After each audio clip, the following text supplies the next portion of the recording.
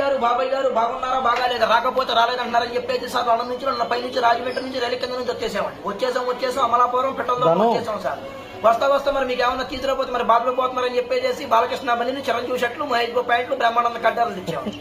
మరి మీరు ఒక 5 10 ఇస్తే పక్కట్లో కూడా టీలోకి వస్తామని హెలికాప్టర్ నుంచి బట్టలు దిగిపోతాయి. మరి మా ఇంట్లో ఏప్రాలు దెబ్బలాడుకుంటే సార్ గారు నాపరాలు పగిలిపోతాయి. మొగుడు పిల్లలు దెబ్బలాడుకుంటే వానొచ్చి వరదలో పడి జనమంతా కొట్టుకెళ్ళిపోతుంటే మరి మీరు ఇచ్చే 10-20 నోట్లతో పడవలు చేసి అందరినీ ఒడ్డు చేసి వచ్చేసాం. మరి మా ఇంట్లో కోట్లేమో కుక్కలు తినేతనే సార్, చిల్లరేమో చేవలు తినేతనే, 10లేమో పందులు తినేతనే, ఏలేమో ఎలకలు తినేతనే, లక్షలేమో నక్కలు తినేతనే. తింటానికి మాత్రం ఏముంటలేదు, నది గిట్టుబడి వచ్చేసాము.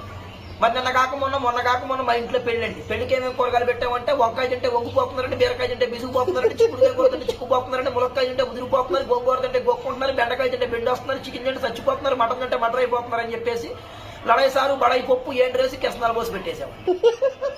మరి తిన్న తర్వాత